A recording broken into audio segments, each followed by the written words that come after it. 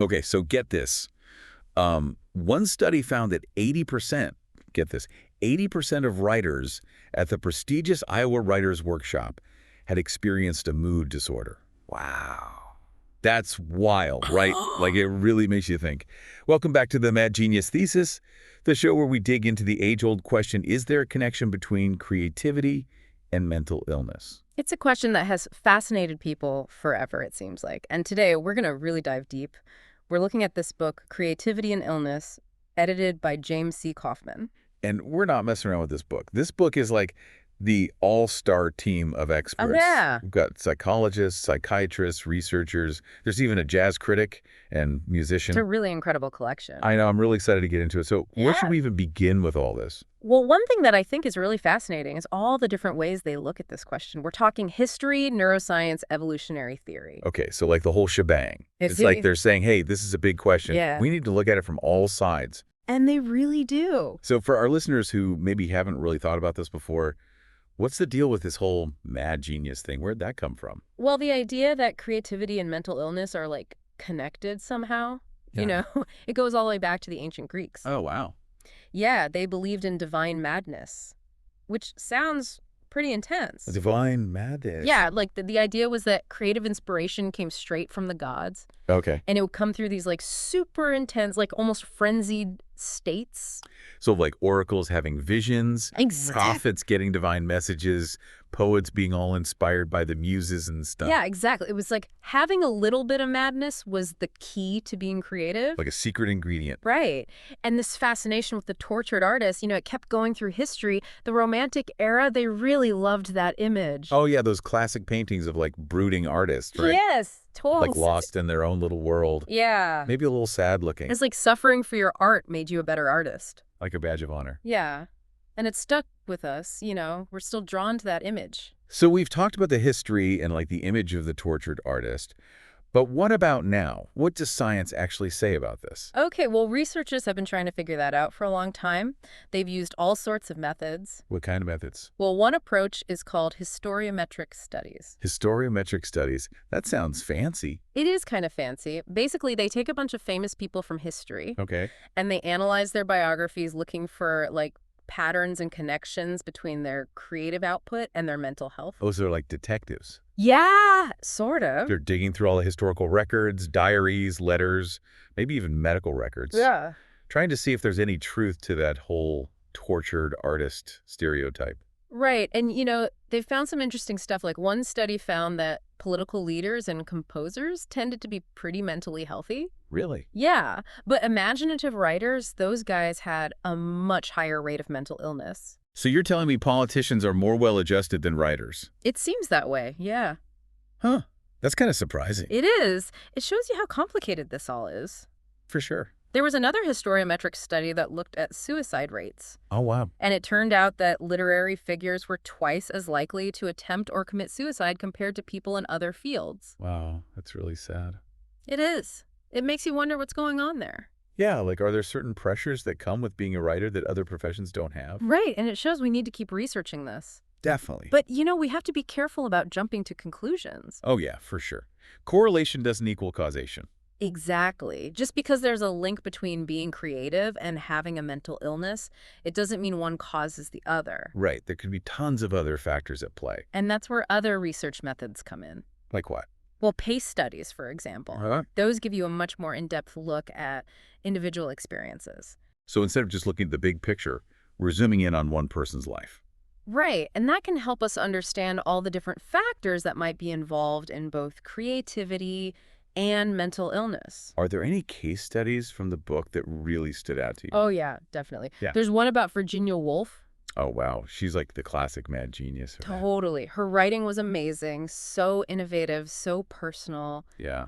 But she struggled with bipolar disorder her whole life. And she ended up taking her own life. She did, yeah. It's a reminder that mental illness is really complex. Yeah. And it can look different for everyone. Yeah, and that's where this concept of schizotypy comes in. Schizotypy. Yeah, it's a personality trait that has some things in common with schizophrenia, but not as severe. So like someone with schizotypy might have unusual thoughts or perceptions, Exactly. but it doesn't like interfere with their daily life. Right. And some research shows there might be a connection between schizotypy and creativity. Yeah, especially with divergent thinking. That's the ability to come up with lots of different ideas or solutions. Interesting. So maybe those unusual ways of thinking can actually be helpful for creativity.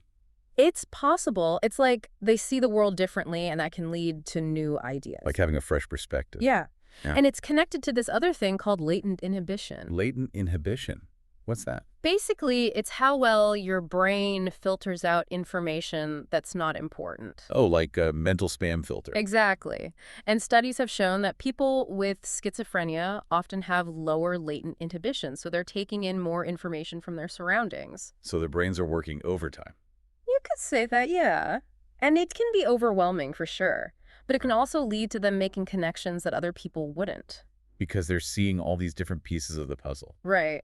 And it makes you wonder if there's a sweet spot, you know? Like a balance between being open to everything and being able to focus. Right. Too much of either could be a bad thing. So where does neuroscience fit into all of this? Well, that's where things get really interesting.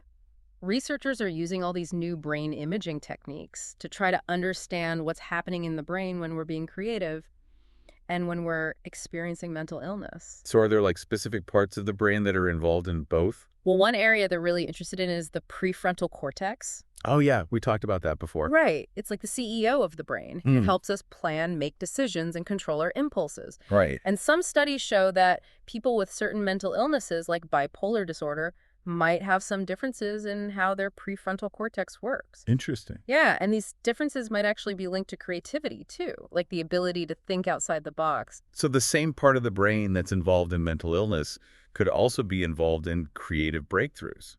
It's possible. It really shows how complex this all is.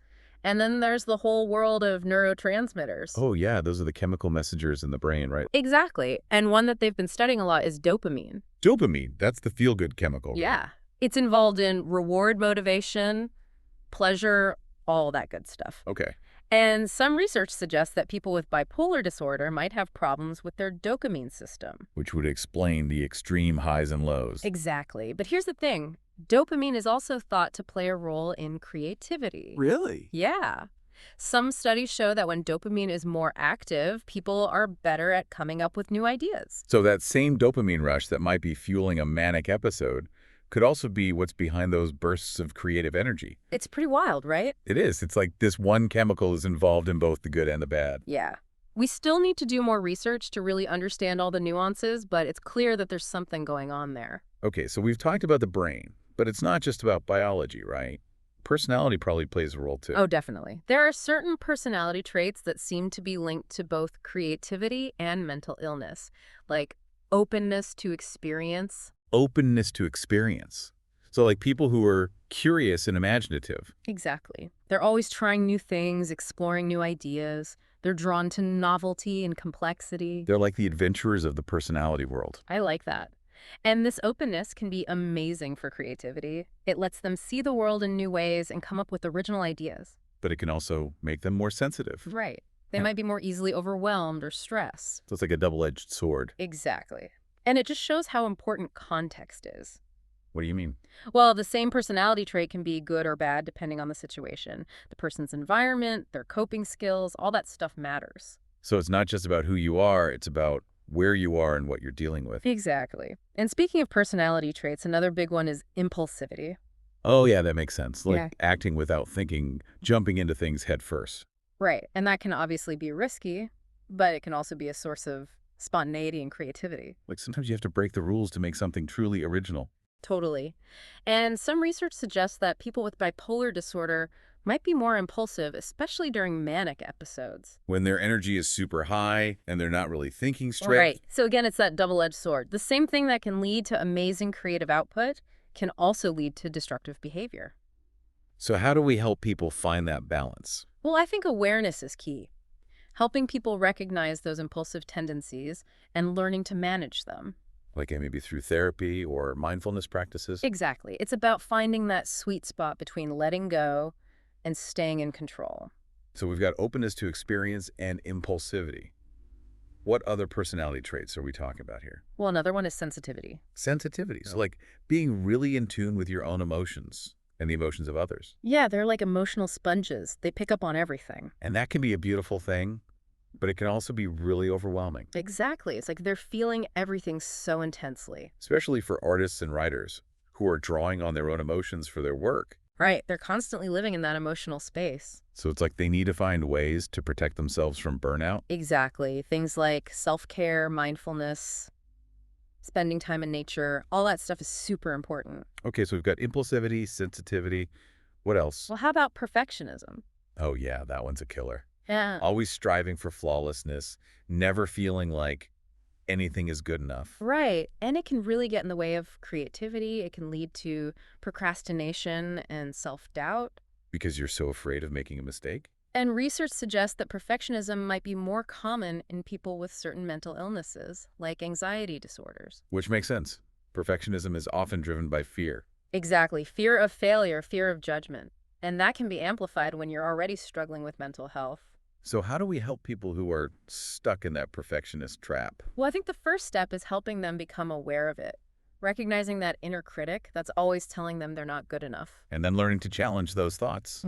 Right. And shifting their focus from the outcome to the process. Enjoying the journey instead of obsessing over the destination. Exactly. It's about finding that balance between striving for excellence and accepting that good enough is sometimes good enough. Okay, so we've talked about impulsivity, sensitivity, perfectionism. Are there any other personality traits that are important in this whole creativity, mental illness thing? Well, one that I think is interesting is introversion. Introversion. So like people who need time alone to recharge. Right. And it's important to remember that introversion is not a mental illness. Right, it's just a personality trait. Exactly. But there's this idea out there that you have to be outgoing and extroverted to be creative. Oh yeah, that's totally not true. Right. In fact, there's some research suggesting that introverts might actually have some creative advantages. Really? Yeah, because creativity often requires solitude, reflection, and deep focus. And those are all things that introverts are really good at. It's like they're able to tune out the noise of the world and tap into their own inner world. Exactly. And they're often more comfortable with ambiguity and uncertainty, which can be really helpful in the creative process. So instead of seeing introversion as a weakness, it's actually a strength. Absolutely. And it highlights the importance of diversity in creative fields. We need all kinds of minds to make truly innovative work. It's like a garden. The more diverse the plants, the healthier the ecosystem. I love that analogy. And it's a reminder that we should be celebrating our differences and recognizing the unique contributions that each personality type brings to the table. This has been a fascinating look at how personality can influence both creativity and mental health. But before we wrap up this part of the discussion, I want to touch on another important factor: culture. Ah, yes, culture. It shapes everything, doesn't it? It really does. So how does culture impact the way we view both creativity and mental illness? Well, for starters, different cultures have different attitudes towards mental illness. Some cultures are more accepting and supportive. While others might see it as a sign of weakness or something to be ashamed of, Exactly. And those attitudes can have a huge impact on how people experience mental illness and how they seek help. it's like some cultures provide a safety net, while others leave people feeling isolated and alone. And it's not just about mental illness. Culture also shapes our understanding of what it means to be creative. Oh yeah, for sure. What's considered creative in one culture might be seen as weird or even offensive in another. Exactly. And that can make it really tough for creative people who are trying to find their own voice. Especially if they feel pressure to conform to what's expected of them. Right. It can stifle their creativity and lead to a lot of inner conflict. So it sounds like creating a supportive environment is key. A place where people feel safe to express themselves without judgment. Absolutely. And that means challenging those negative stereotypes and promoting open-mindedness. And recognizing that creativity can be a powerful tool for healing and growth. Well said. This has been a really great start to our exploration of creativity and illness. We've covered so much ground already, from the history of the mad genius to the role of personality and culture. And we're just getting started. There's still so much more to discuss. Definitely. So stay tuned for the next part of our deep dive. We'll be exploring even more fascinating insights from the book and diving deeper into the world of the creative mind. We'll be back in a flash. Welcome back to the Mad Genius Thesis. Before the break, we were talking about how culture shapes our views on creativity and mental illness, and how important it is to make space for different ways of expressing yourself. Yeah, like we need to build a place where all those creative minds can really thrive, no matter what their background is or how their brain works. I like that a lot.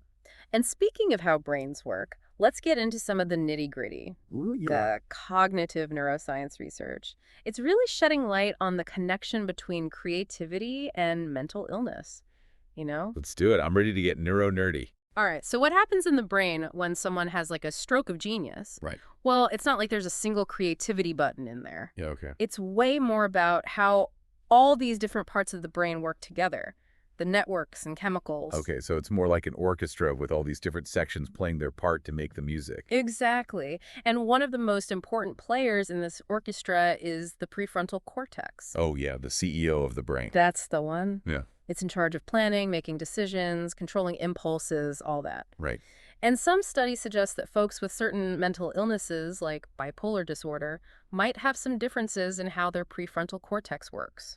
Interesting. Yeah, especially in areas that control emotions and impulses. So maybe their conductor is a little more relaxed. Right. Maybe allows for more improvisation, a little bit more freedom. Exactly. And that can be tricky, because it can lead to some of the challenges that come with mental illness. Yeah. But it might also make them more open to new ideas and different ways of doing things. Right, because sometimes you got to break the rules to make something truly new. That's it. And it actually connects to this idea of latent inhibition. Latent inhibition, remind me what that is again? It's basically the brain's spam filter, how well it blocks out information that's not important. Oh, yeah. And studies have shown that people with schizophrenia often have trouble with this. Their filter isn't as strong. So their brains are taking in way more information than the average person. Right, and that can be totally overwhelming. I bet. But it can also help them make connections that other people wouldn't see. Because they're looking at everything. Exactly. It's like seeing the world through a kaleidoscope. All these different pieces of information swirling around, creating these crazy patterns. Oh, like that. Yeah. And this ties into divergent thinking, the ability to come up with a ton of different ideas or solutions. Right. Right. So people with lower latent inhibition, they might be better at this because they're considering all these possibilities. Oh, that's cool. Yeah. It's like they're not afraid to wander off the beaten path, to explore uncharted territory. And that's where the real magic happens, right? Exactly. You got to be willing to embrace the unknown if you want to make something truly groundbreaking. So you're saying there's a sweet spot for latent inhibition. That's what it seems like, yeah. Too much filtering and you miss out on those cool connections. Yeah. Too little and you just get lost in all the noise. Okay, so we've got the prefrontal cortex, Yeah. the spam filter. Yeah. What else is going on in this creative orchestra? Well, there are also these chemical messengers in the brain called neurotransmitters. Oh, yeah, right. The brain's communication system. Exactly. And one that's super important for both creativity and mental illness is dopamine. Dopamine. That's the one that makes us feel good, right? Yeah, it's involved in reward motivation, pleasure, all that fun stuff. Okay. And it also helps us focus and learn. Interesting. Yeah. And some research suggests that folks with bipolar disorder might have problems with how their dopamine system is working. Which would explain why they have such intense highs and lows. Right. It's like their dopamine is on a roller coaster. Up and down, up and down. And get this, dopamine is also thought to play a role in creativity. Really? So that same chemical that's involved in these intense mood swings might also be what's fueling creative inspiration? It seems that way. It's like a two-sided coin. Heads, you get a burst of creative energy. Tails, you get a mood swing. It's wild, right? We definitely need more research to fully understand it all. Okay, so we've got the prefrontal cortex, latent inhibition, dopamine. What other instruments are in this brain orchestra? Well, the temporal lobe is another important one. The temporal lobe, what's that one do? It's all about language memory hearing, and it's thought to be involved in making metaphors and analogies. Oh, so it's like the poet of the brain. I like that. Weaving together words and images to make something new. And then you've got the hippocampus. The hippocampus? Yeah, it's essential for making new memories and navigating space. Okay. And it's thought to play a role in imagination and the ability to picture things in your mind. So like the architect of the brain, building mental models and coming up with new designs. Exactly. And we can't forget about the amygdala. The amygdala, that's the emotion center, right? That's the one. It's all about processing feelings, especially fear and anxiety. And even though we often think of creativity as this purely mental thing, emotions actually play a huge role. So the amygdala is like the heart of the creative process, giving our ideas passion and intensity. Beautifully said. And all of these brain regions are connected. They're constantly talking to each other through this huge network of pathways. Wow, it's amazing how it all works together. It really is, and we're only just beginning to understand it. So what about genetics? Is there like a creativity gene that some people are born with? You know, it would be nice if it was that simple. Right. But creativity is way too complex for that. It's a mix of genes and environment, nature and nurture. So it's like you inherit a set of tools, Yeah. but you still have to learn how to use them. Exactly. And the environment plays a huge role. Things like your childhood experiences, whether you're exposed to art education, all that stuff shapes your creative potential. It's like you're given a canvas and some paint, but you also need someone to teach you how to paint and a place to do it. I like that a lot. And it shows how important it is to nurture creativity in kids, Give them the tools and support they need to thrive. Now, I know we've been focusing on the positive side of this connection between creativity and mental illness, Right. but I think it's important to acknowledge that there can be downsides too. Absolutely. We can't romanticize mental illness or act like it's a good thing. It can be incredibly painful and debilitating. And we definitely don't want to create this idea that you had to be a little bit crazy to be creative. Right. It's not about glorifying mental illness. It's about understanding the whole spectrum of human experience and recognizing that both creativity and mental illness are part of that. So we need to be sensitive and nuanced in how we talk about this. For sure. It's about fostering compassion and support, creating a culture where people feel comfortable seeking help if they need it. And where creativity is celebrated and nurtured. Exactly, because creativity can be a powerful force for healing and growth, both for individuals and for society as a whole. And that brings us back to art therapy. Yes, art therapy. Such a powerful tool. Can you tell us a little more about how it works?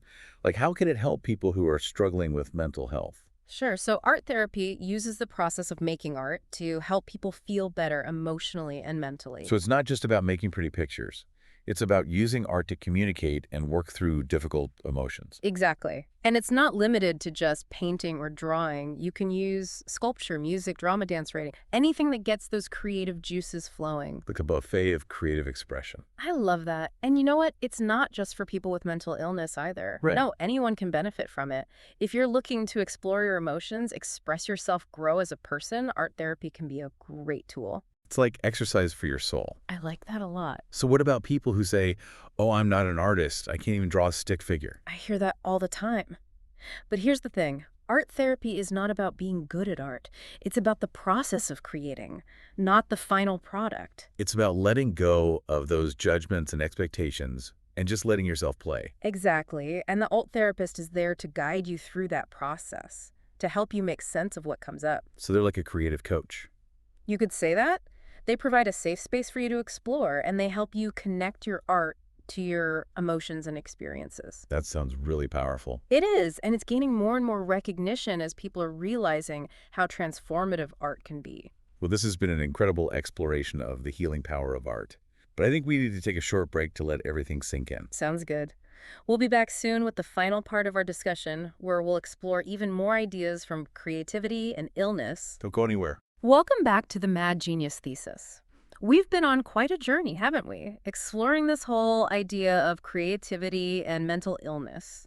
Yeah, it's definitely more complicated than I think a lot of people realize. Oh, for sure. Yeah. It's not just a simple case of, oh, you're creative, so you must be a little crazy, or you have a mental illness, so you must be a genius. Right. It's way more nuanced than that. And one of the things that really comes through in this book is the importance of context. Right. Yeah, context. So, like, what kind of environmental factors can influence how creativity and mental illness play out? Well, one of the biggest ones is culture.